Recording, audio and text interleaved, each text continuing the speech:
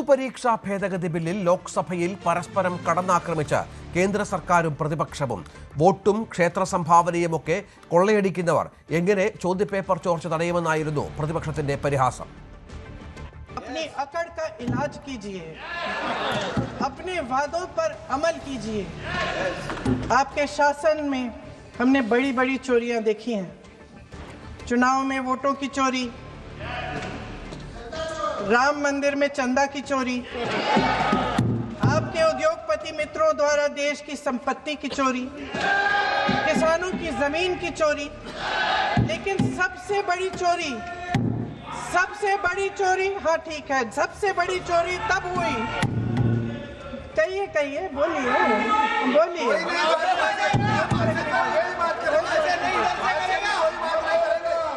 सुन लीजिए, शांति से सुन लीजिए.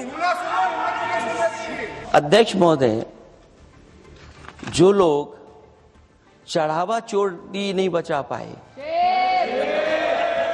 वो पेपर लीक कैसे बचा पाएंगे? जो भगवान के दरबार से दान गायब हो गया, दान चला गया,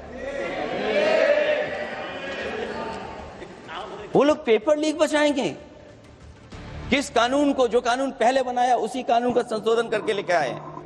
किसकी आंखों में आप धूल झोंक रहे हैं? और अगर कानून से बच रहा होता तो भाजपा की 10 साल की सरकार में 20 परीक्षाएं कैसे लीक हो गई? സ്ത്രീകളെ അപമാനിച്ച ആളാണ് പുതിയ വിദ്യാഭ്യാസ മന്ത്രി എന്ന പ്രിയങ്ക ഗാന്ധിയുടെ പരാമർശം ഭരണ പ്രതിപക്ഷ വാക്പോരിന് വഴിവെച്ചു.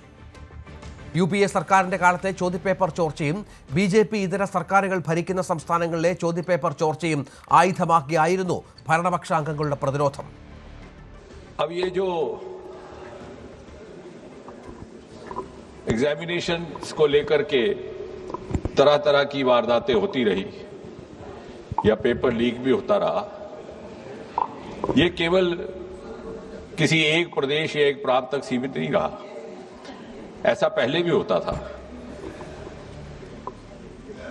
अलग अलग पार्टियों की सरकारें रही, अलग अलग प्रदेश रहे.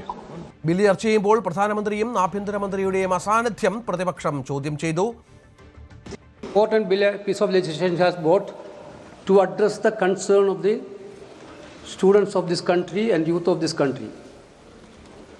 Such an important bill, Honorable Prime Minister is not there, Home Minister is not there. V R Karthik ചേരും. കാർത്തിക്, പ്രതിപക്ഷത്തിന് പുതിയ ഊർജ്ജമാണ്. ഭരണപക്ഷം വിഷയത്തിൽ പഴയ കാര്യം പറഞ്ഞാണ് മറുപടി പറയുന്നത്. എന്തൊക്കെയാണ് വിവരങ്ങൾ?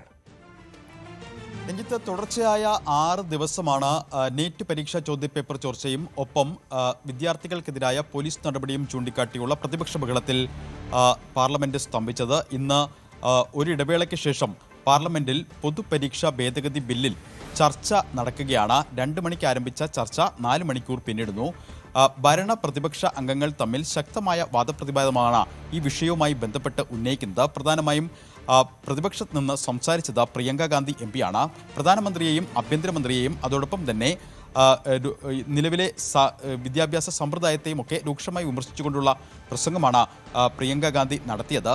വിദ്യാർത്ഥികൾക്കെതിരായ പ്രതിഷേധത്തിൽ ആ പ്രതിഷേധത്തെ അടിച്ചമർത്തുന്ന പോലീസ് നടപടിയെ ശക്തമായി അപലപിച്ചു. ഈ വിദ്യാർത്ഥികൾക്കെതിരായ പോലീസ് അതിക്രമത്തിന് നേതൃത്വം നൽകിയത്, അതിന് നിർദ്ദേശം നൽകിയത് ആരാണ്? അമിത്ഷയല്ലേ? ആ അമിത്ഷാ ഇക്കാര്യത്തിൽ മറുപടി പറഞ്ഞേ മതിയാകൂ എന്നുകൂടി പ്രിയങ്ക ഗാന്ധി പറഞ്ഞു വയ്ക്കുന്നു. മാത്രമല്ല, അയോധ്യ രാമക്ഷേത്രത്തിലെ സംഭാവന തട്ടിപ്പും ഒപ്പം വോട്ട് ചോരിയുമൊക്കെ ചൂണ്ടിക്കാണിച്ചുകൊണ്ടാണ് ഈ വിഷയത്തിലും സർക്കാരിനെ പ്രതിക്കൂട്ടിൽ നിർത്തിക്കൊണ്ടുള്ള കടന്നാക്രമണം എന്നതാണ് ശ്രദ്ധേയം.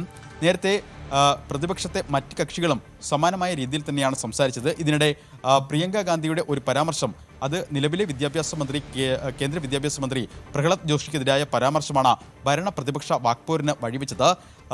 അദ്ദേഹത്തെ സംബന്ധിച്ച സ്വഭാവത്തെ നടത്തുന്ന ഒരു പരാമർശമാണ് നടത്തിയതെന്നും അത് പിൻവലിക്കണമെന്നും ഭരണപക്ഷത്തു നിന്നും ആവശ്യമുയർന്നു. തുടർന്ന് ഭരണ പ്രതിപക്ഷ വാക്കേറ്റമായി. ബഹളത്തെ തുടർന്ന് സ്പീക്കർ അത് സഭാരേഖകളിൽ നിന്നും പ്രിയങ്ക ഗാന്ധിയുടെ പരാമർശം നീക്കുമെന്ന അറിയിപ്പ് നൽകുകയും ചെയ്തു. മറ്റൊന്ന്, ഇതുമായി ബന്ധപ്പെട്ട് പ്രതിപക്ഷത്ത് നിന്നുള്ള ചില കക്ഷികൾ സംസാരിച്ചത് അവരുടെ നിലപാടുകൾ കൂടി വ്യക്തമാക്കുന്ന തരത്തിലായിരുന്നു. അതായത് DMK പ്രതിനിധീകരിച്ച് സംസാരിച്ച ദയാനിധിമാരൻ MP അദ്ദേഹം പ്രധാനമായും ചൂണ്ടിക്കാട്ടിയത് ഈ നീറ്റ് പരീക്ഷയുടെ ആവശ്യം തന്നെയില്ല, അത് റദ്ദാക്കണം എന്നതാണ്. കോൺഗ്രസ് ആരംഭിച്ച ഒരു പരീക്ഷാ സമ്പ്രദായമാണെങ്കിൽ അത് നിർത്താൻ BJPക്ക് എന്തുകൊണ്ട് കഴിയുന്നില്ല എന്നൊരു വിമർശനം DMK ഉന്നയിച്ചു. സമാനമായി ശിവസേനയുടെ ഭാഗത്തു നിന്നും വിമർശനമുണ്ടായി. അതായത് വിദ്യാർത്ഥികളുടെ ആശങ്ക ന്യായമായിരുന്നു, അവരുടെ പ്രതിഷേധം സ്വാഭാവികമായിരുന്നു. പക്ഷേ ആ പ്രതിഷേധത്തിനിടയിലേക്ക് മറ്റു ചില സാമൂഹ്യ വിരുദ്ധർ കടന്നുകൂടി അക്രമം അഴിച്ചുവിടുകയായിരുന്നു എന്ന വിമർശനമാണ് ശിവസേന MPമാർ ഉന്നയിച്ചത്. ഇങ്ങനെ സമാജ്വാദി പാർട്ടിയിൽ നിന്ന് അഖിലേഷ് യാദവും TMCയിൽ നിന്ന് അഭിഷേക് ബാനർജിയും സർക്കാരിനെ ലക്ഷ്യമിട്ടുകൊണ്ടുള്ള വിമർശനങ്ങൾ ഉന്നയിച്ചു. പ്രധാനമായും പ്രധാനമന്ത്രിയെയും ആഭ്യന്തരമന്ത്രിയെയും ലക്ഷ്യമിട്ടുകൊണ്ടുള്ള വിമർശനങ്ങളാണ് ഉന്നയിച്ചത്, പോലീസ് നടപടിയിലടക്കം.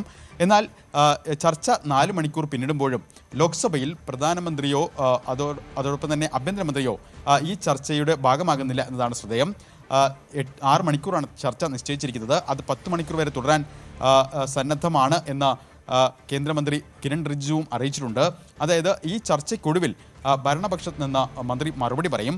ആ മറുപടിയിൽ ഈ വിമർശനങ്ങൾക്കൊക്കെ എന്തുത്തരമാകും നൽകുക എന്നതാണ് ഇനിയുള്ള ആകാംക്ഷ. ശരി കാർത്തിക്. കൂടുതൽ വാർത്തകൾക്ക് News 18 Keralam YouTube channel subscribe ചെയ്യുക.